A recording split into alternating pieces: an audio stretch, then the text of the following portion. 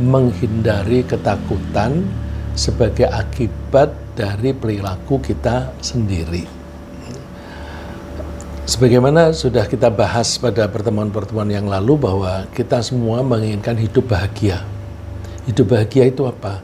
Hidup bahagia itu ketika kita hidup tentram dan sejahtera. Tentram, kita bisa tentram kalau kita terbebas dari ketakutan dan kesedihan. Kesejahteraan itu bisa kita peroleh kalau kita menjalani kehidupan ini sesuai dengan bimbingan Allah dan Rasul-Nya.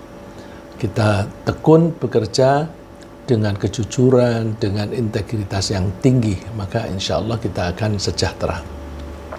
Pagi ini kita memfokuskan pada masalah ketakutan. Ya, tadi kita bahas bahwa hidup bahagia itu mesti tentram dan sejahtera. Kita bisa tentram kalau kita bisa terbebas dari ketakutan dan kesedihan. Nah, kali ini kita menekankan pada bagaimana kita bisa membebaskan diri dari ketakutan. Nah, ketentraman semacam ini bisa kita peroleh jika kita berusaha berperilaku baik berdasarkan keimanan.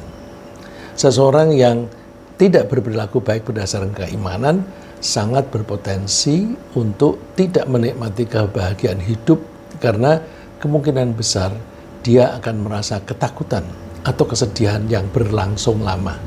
Takut dan sedih yang berlangsung lama. Ini seperti firman Allah yang dibaca oleh santri kita tadi. Innalladzina qalu rabbunallahu thumma istaqamu fala khaufun alaihim wala hum yahzanun.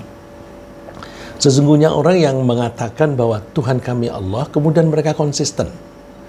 Konsisten itu terjemahan dari istiqamah.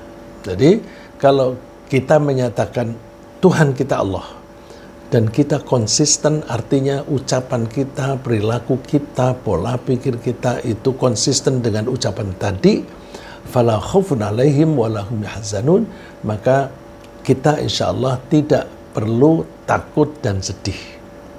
Takut dan sedih yang berlangsung lama. Takut dan sedih yang tidak realistis. Sebenarnya munculnya rasa takut atau sedih itu dianggap normal dan baik-baik saja jika perasaan itu muncul ketika ada suatu kejadian tertentu dan perasaan itu berlangsung dalam waktu pendek. Saya menyebut dianggap normal ketika perasaan itu muncul seketika ada suatu kejadian. Nah, kejadian ini secara kejiwaan dianggap sebagai rangsangan, stimulus. Ada kejadian, kemudian terjadilah ketakutan. Kalau takut itu dikarenakan memang ada stimulus yang semacam itu, dan kita takutnya tidak berlangsung lama, ketakutan itu normal dan bahkan baik. Karena Allah menciptakan rasa takut itu untuk melindungi kita. Kalau orang tidak punya rasa takut, orang itu tidak akan berusaha melindungi diri. Jadi takut itu kita menjadi normal atau kita anggap normal jika takut itu memang muncul ada sesuatu yang mengancam diri kita atau yang membahayakan diri kita. Nah, kalau kita menganggap seperti itu dan memang ada kejadiannya, maka itu normal. Kalau ketakutan itu tidak ada kejadian, tetapi hanya angan-angan saja. Seringkali orang hanya angan-angan, kemudian angan-angan itu menjadi makin kuat, maka dia bisa ketakutan. Yang seringkali terjadi ketakutan yang angan-angan itu misalnya 2 tahun lagi atau 1 tahun lagi pensiun. Kemudian dibayangkan bahwa nanti kalau aku sudah pensiun, penghasilanku menjadi sedikit, terus kalau itu sekarang saja duitnya pas-pasan, bagaimana nanti kita bisa membiayai kehidupan kita. Itu yang menerima pensiun. Yang tidak menerima pensiun lebih-lebih lagi. Nah, itu ketakutan yang dikarenakan angan-angan yang belum ada kejadiannya. Nah, itu yang seringkali membuat kita tidak bahagia. Ya. Jadi dengan demikian sebenarnya rasa takut adalah anugerah yang ditanamkan oleh Allah pada jiwa kita masing-masing agar kita bisa menangkap atau memahami akan adanya bahaya yang mengancam. Sehingga kita berusaha mengelak, menghindarinya atau melawannya. Jadi rasa takut yang realistis itu yang ada rangsangannya tadi, ada kejadiannya, itu merupakan salah satu mekanisme atau cara Allah menjaga kita. Kalau seseorang tidak mempunyai rasa takut, tentu dia tidak akan menyadari akan adanya bahaya yang mengancam dirinya. Dan Allah menjaga kita, sehingga kita ini selamat. Menjaganya Allah itu dengan mekanisme. Ya, antara lain tadi, dengan adanya rasa takut, maka kita menjadi waspada dan kita menjaga diri dengan cara melawan atau menghindar. Ya. Jadi kalau ada bahaya, misalnya ada ular, apakah kita itu melawan atau lari? Ya, kalau memang kita kepepet, maka biasanya kita cenderung untuk melawan dengan memukul dia dan sebagainya atau dengan cara yang lain. Tapi kalau merasa ada ruang yang longgar dan bisa menghindar, kita lari dari ular itu. Nah, itu mekanisme cara Allah menjaga kita. Nah, tentu mekanisme itu dijalankan oleh utusan-utusan Allah, yaitu para malaikat. Allah berfirman, lahu mu'aqqibatum min baini yadayhi wa min khalfihi yahfazunahu min amrillah. Bagi manusia ada malaikat-malaikat yang selalu mengikutinya, bergiliran, ada yang di muka dan ada yang di belakang, dan mereka menjaga orang itu atas perintah Allah. Jadi Allah menjaganya itu dengan mekanisme itu dijalankan oleh para malaikat. Ya, antara lain kalau kita tergelincir, maka kita bergerak mencari keseimbangan yang kita menyebutnya refleks. Nah, itu kita dibantu oleh para malaikat sehingga kita bisa terjaga, tidak jadi jatuh. Ya. Di antara bahaya yang dianggap mengancam jiwa atau mengancam kesejahteraan, ada yang disebabkan oleh faktor-faktor dari luar dari seseorang. Ya.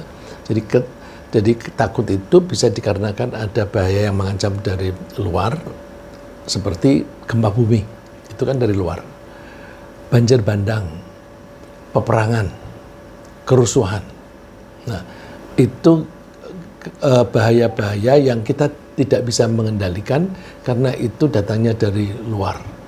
Nah, karena kita tidak bisa mengendalikannya, ya kita mesti menghadapi dengan cara, kalau kita bisa menghindari, kita hindari. Ya, kalau misalnya kita dalam satu keadaan bisa kita atasi, ya kita atasi. Misalnya ada banjir, lalu bagaimana kita bisa menghindari banjir itu dengan misalnya naik ke lantai 2 atau naik ke atas genteng dan sebagainya. Terus di samping itu ada juga ketakutan yang disebabkan oleh diri sendiri, yaitu ketakutan sebagai akibat dari pola pikir atau perilaku sendiri.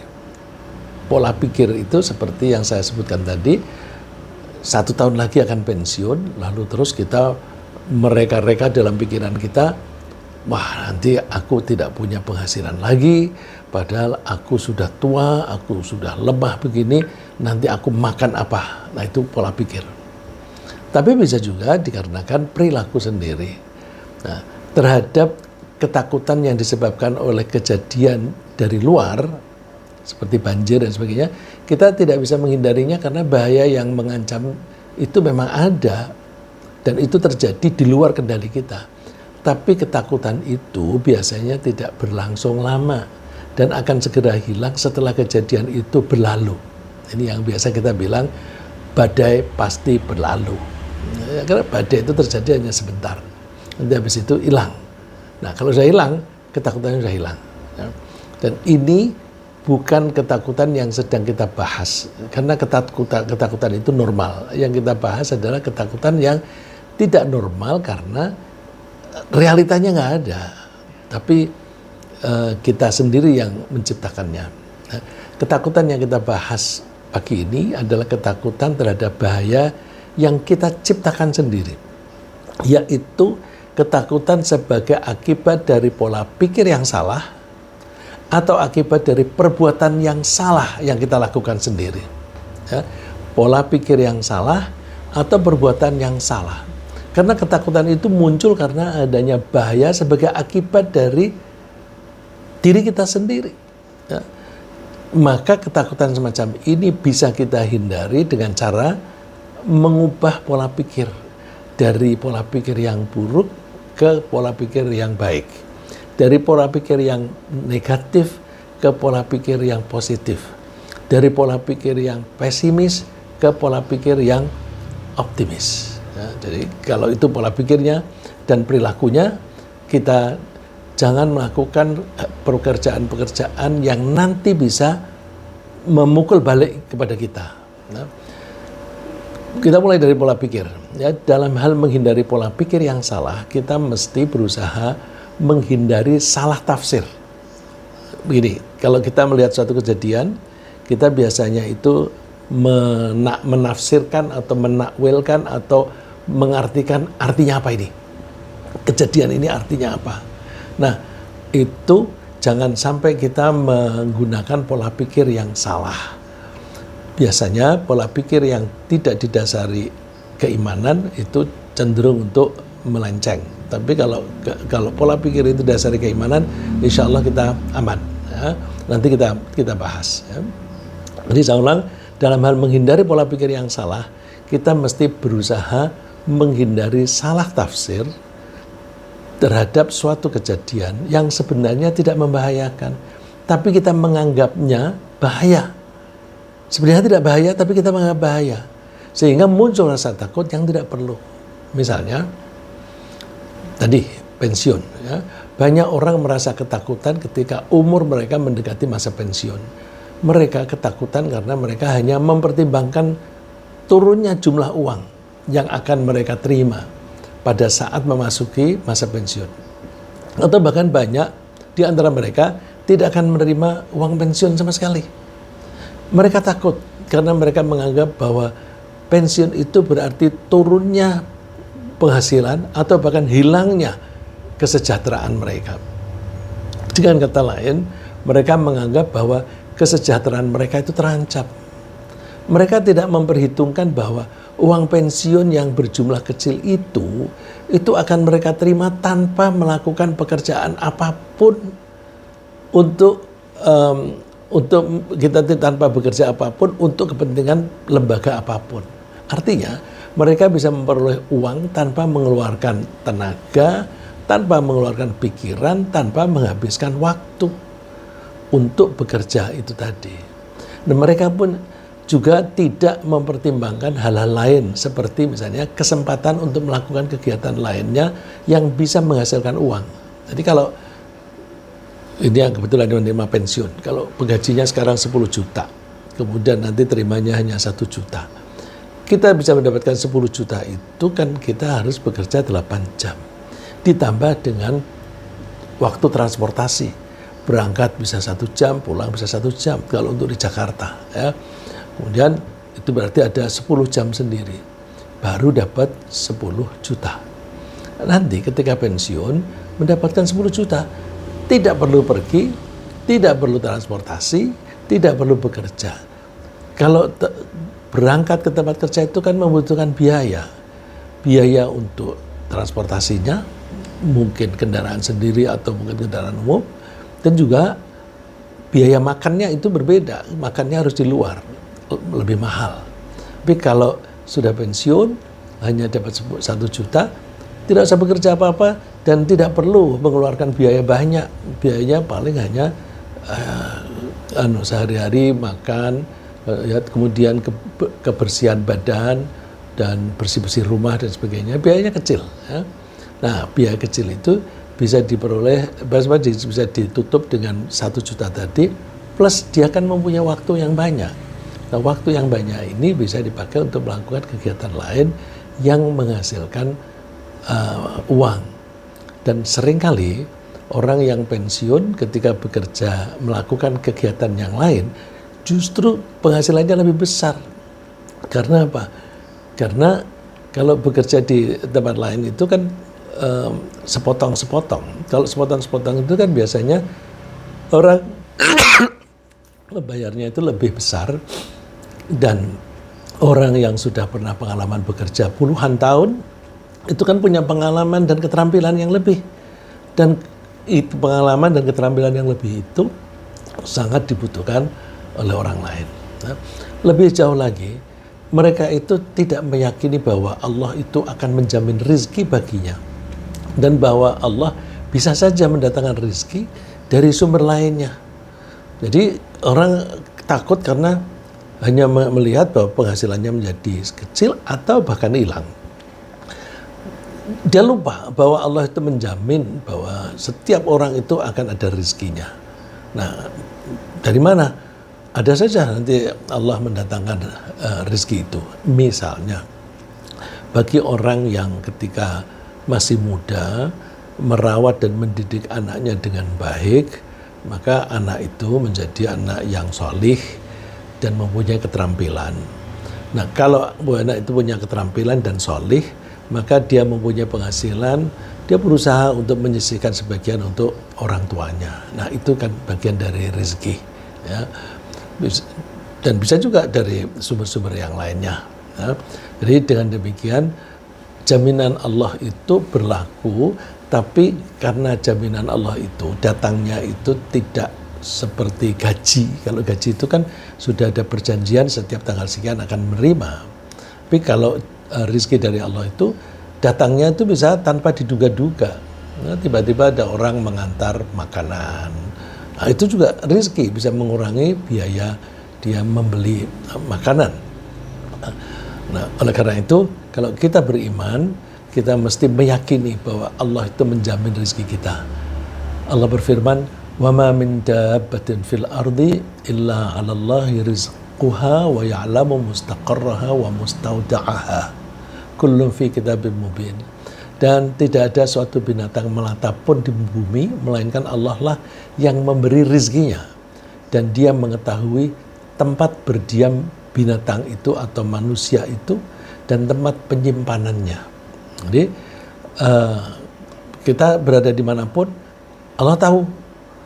Karena Allah tahu dan Allah menjamin, maka Allah akan memberi dia konsumsinya. Oleh karena itu kita nggak usah khawatir. Kalau kita ingin mengiaskan bayi yang masih ada di dalam kandungan ibunya, itu kita mau memberi makan, bagaimana caranya?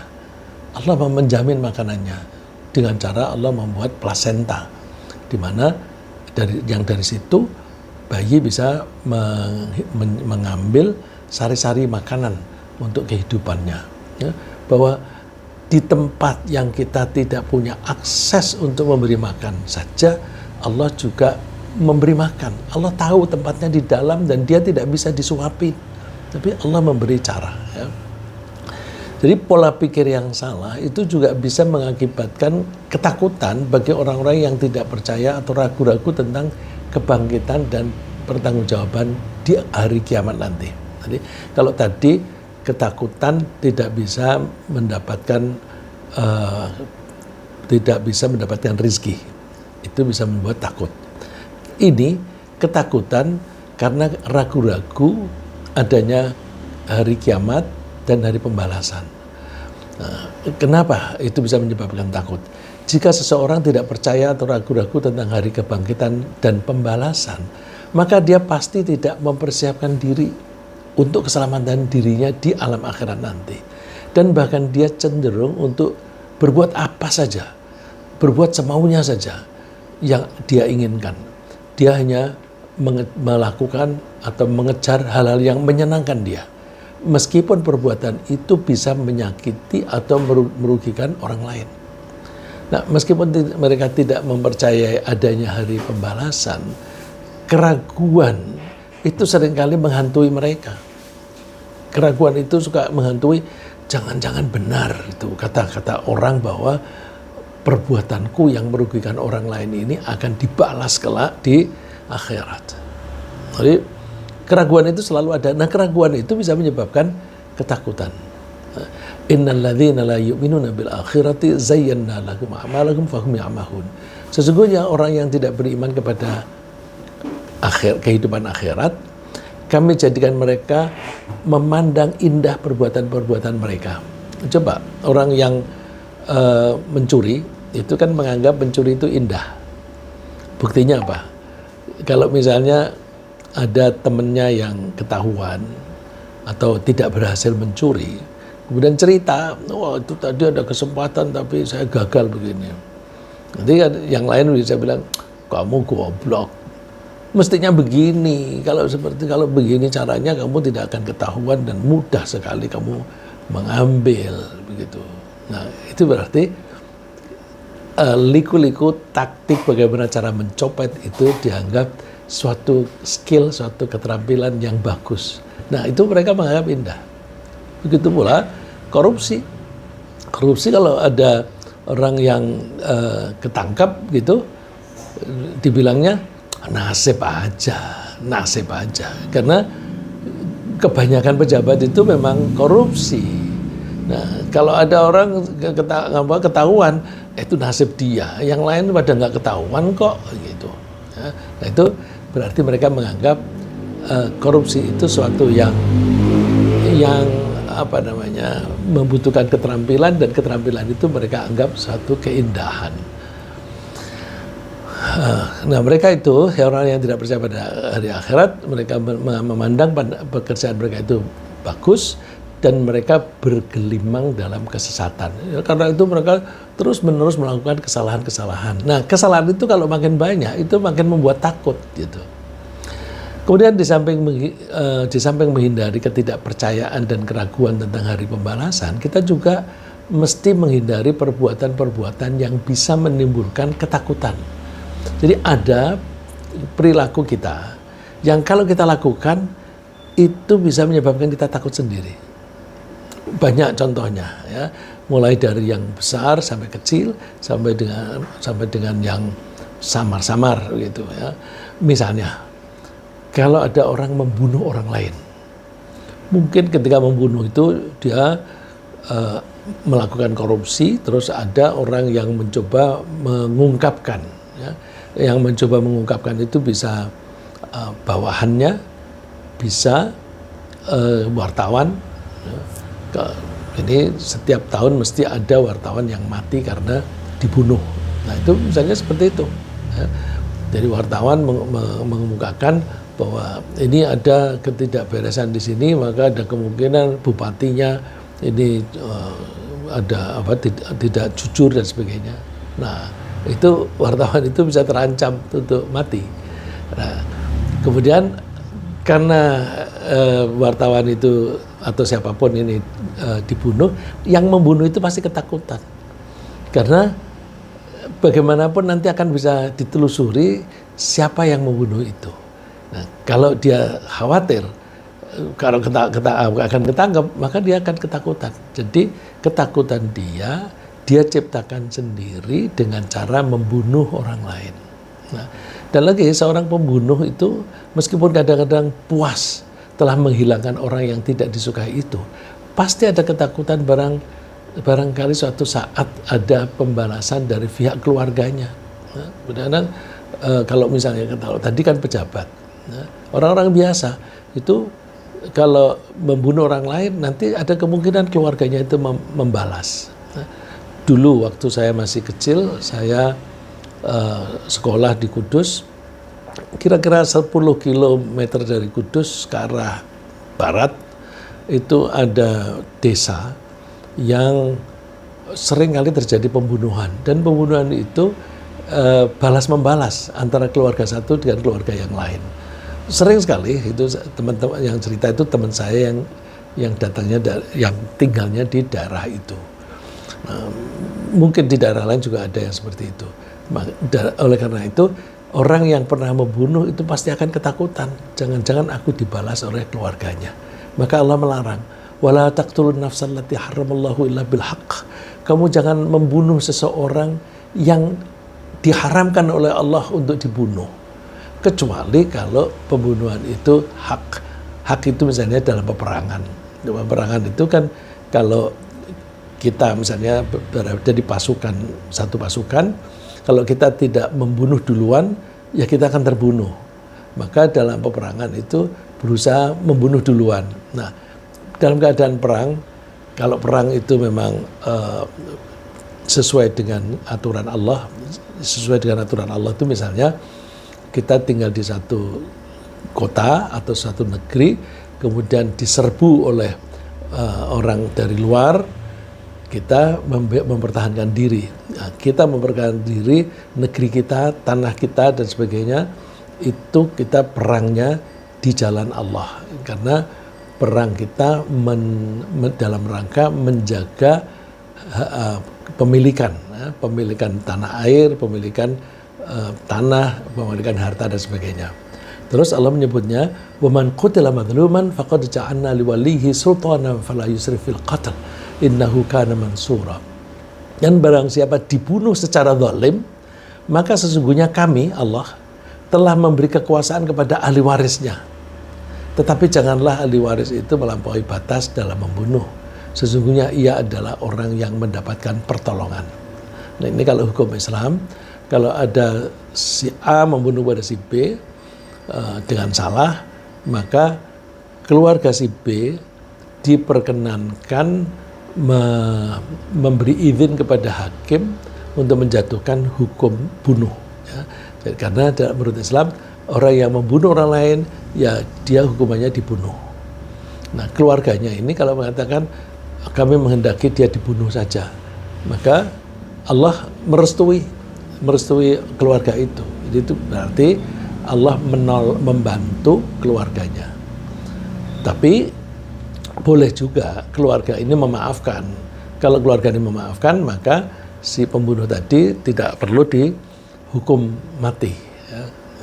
Jadi dalam Islam ada mekanisme yang semacam itu. Kok bisa memaafkan? Ya bisa saja, karena bisa juga pembunuhan itu dilakukan dengan tidak sengaja. Karena tidak sengaja, maka keluarganya ya udahlah, itu yang sudah begitu. Ya.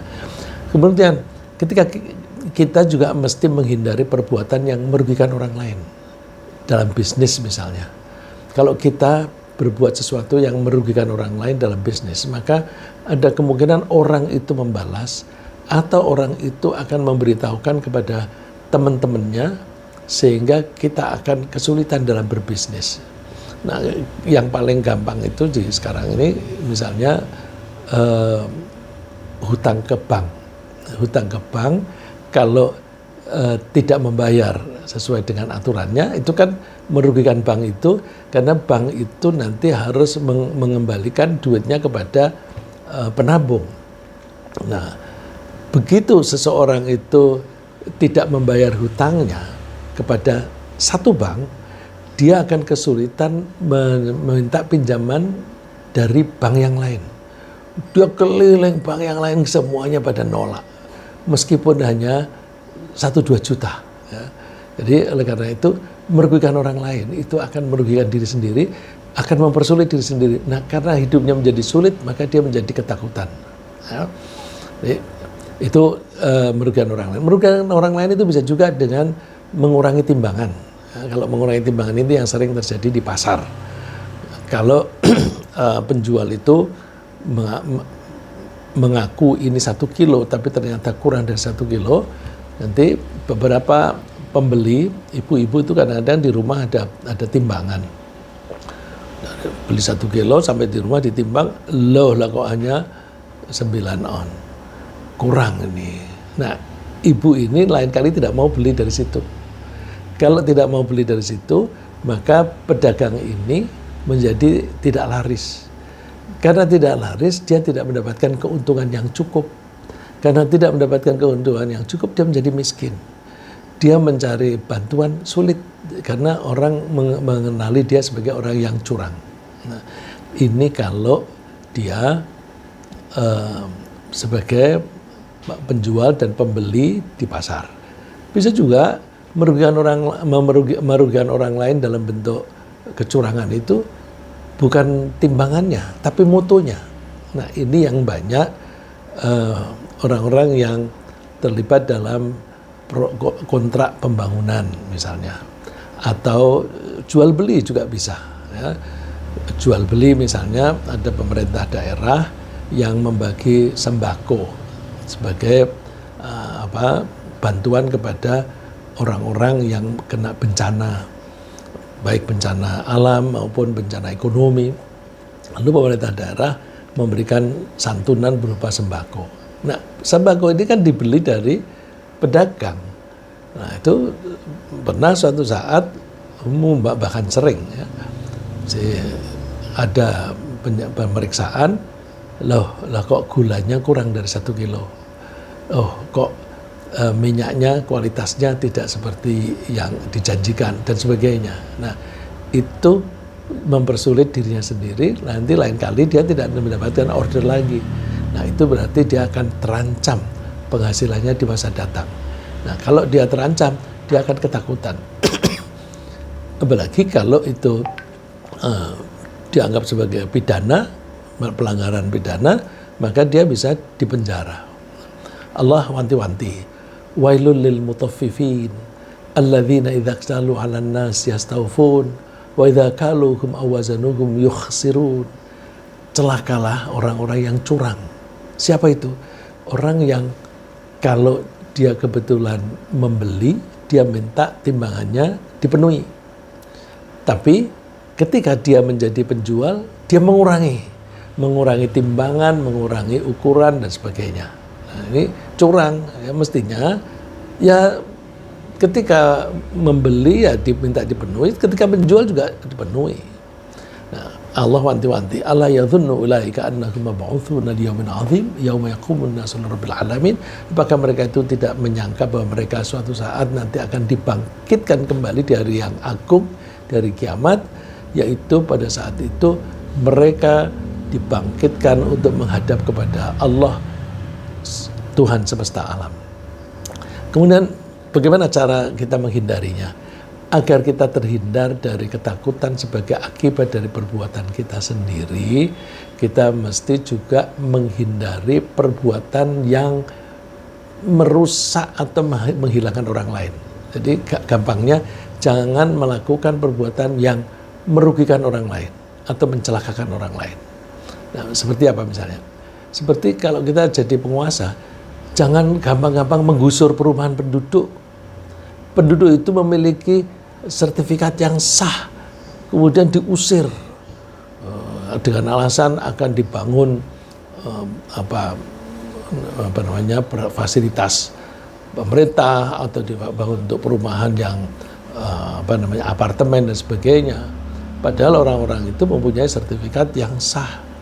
Itu kalau itu digusur, maka orang ini akan menderita ketakutan sendiri. Karena apa?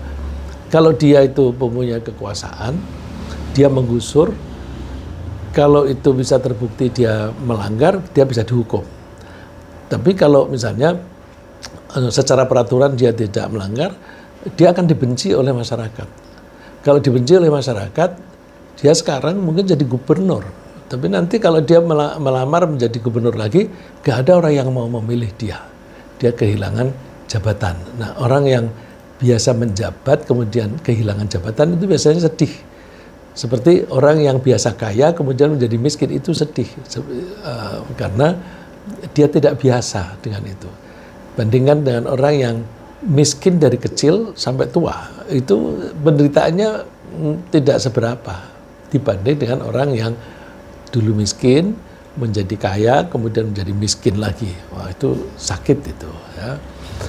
Kemudian untuk menghindari ketakutan, kita juga perlu menghindari perbuatan yang bisa menyakiti orang lain. Kalau tadi merugikan orang lain, sekarang hindari perbuatan yang bisa menyakiti orang lain. Karena kemungkinan besar Allah akan menuruti doa orang yang dizalimi.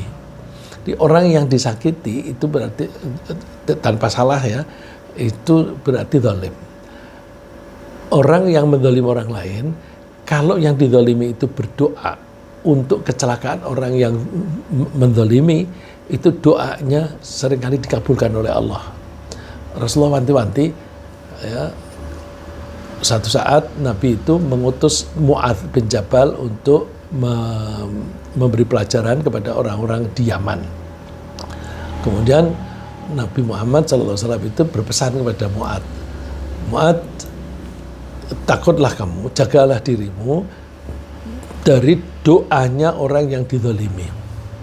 Nah, kalau dia diutus ke Yaman sebagai penguasa sekaligus pembimbing keagamaan, maka ada kemungkinan dia berbuat zalim terhadap masyarakat, terhadap rakyat. Rasulullah wanti-wanti, hati-hati ya terhadap doanya orang yang dizalimi. Fa innaha laisa bainaha wa bainallahi hijab. Karena doanya orang yang dizalimi itu tidak ada halangannya sama sekali antara dia dan Allah. Artinya kemungkinan besar dikabulkan oleh Allah. Hati-hati. Nah, ini kan peringatan semacam ini artinya supaya kita itu jangan pernah menzalimi orang lain. Kemudian agar tidak muncul ketakutan yang berkepanjangan, kita juga perlu menghindari peringai bengis dan kasar. Ini peringai saja itu harus kita jaga, karena orang yang berperingai bengis dan kasar itu membuat orang ketakutan. Kalau membuat orang ketakutan kan berarti orang-orang itu nggak mau mendekat. Kalau orang-orang tidak mau mendekat, maka dia tidak punya relasi. Kalau dia berbisnis, dia mau menjual kepada siapa? Karena orang-orang itu pada menjauh dari dia. Dia mau menawarkan dengan baik-baik, baru mau mendekat, orang-orang sudah menghindar. Ya. Seorang yang bengis dan berperingai kasar itu biasanya dijauhi oleh orang-orang yang seharusnya dekat dengannya, seperti kerabatnya dan tetangganya. Jadi seharusnya kan kita ini dengan tetangga dekat itu ya akrab. Dengan saudara-saudara juga begitu. Tapi orang yang bengis dan kasar itu dijauhi oleh mereka. Akibatnya dia merasa kesepian dan tidak mendapatkan orang lain yang bersedia menolongnya ketika dia menjadi tua dan lemah. Allah berfirman, walau kunta faddan ghalidhal qalbi lan faddu min haulik. Sekiranya kamu Muhammad bersikap keras lagi berhati kasar, tentulah mereka akan menjauhkan diri dari sekelilingmu. Ya.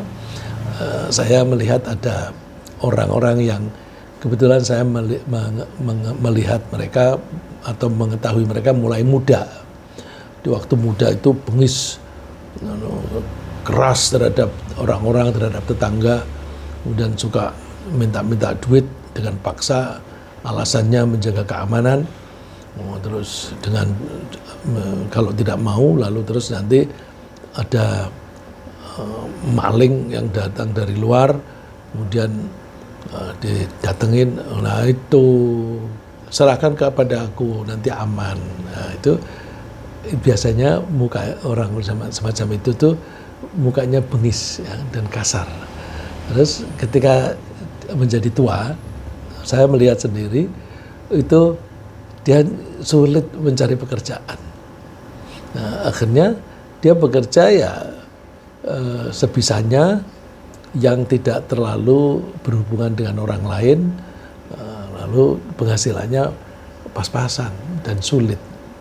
Jadi orang yang bengis itu akan dijauhi oleh orang lain. Dijauhi oleh orang lain itu juga bisa berarti mempersulit rezekinya sendiri.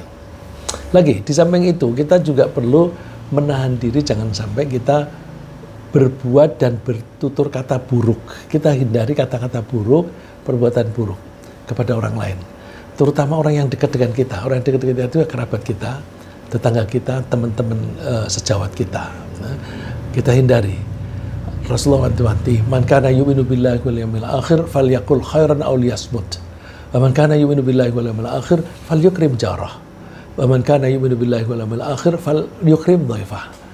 Siapa orang yang mengaku beriman kepada Allah dan hari akhir, hendaklah dia bertutur kata yang baik. Kalau tidak bisa bertutur kata yang baik, diam aja. Dan siapa yang mengaku beriman kepada Allah dan Rasulnya, maka hendaklah dia memuliakan tetangganya. Jadi jangan bengis kepada tetangganya, tapi muliakan mereka. Dan siapa yang mengaku beriman kepada Allah dan kepada hari akhir, maka hendaklah dia memuliakan tamunya.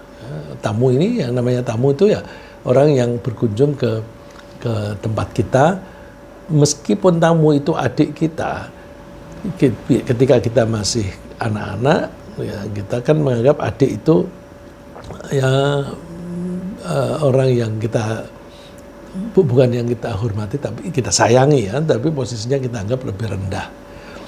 Tapi kalau dia sedang berkunjung sebagai tamu, ya kita melihatnya sebagai tamu harus kita hormati. Cuma cara menghormatinya adik itu mungkin berbeda-beda. Misalnya kalau adik itu sudah terbiasa dengan kita, kan dulu serumah.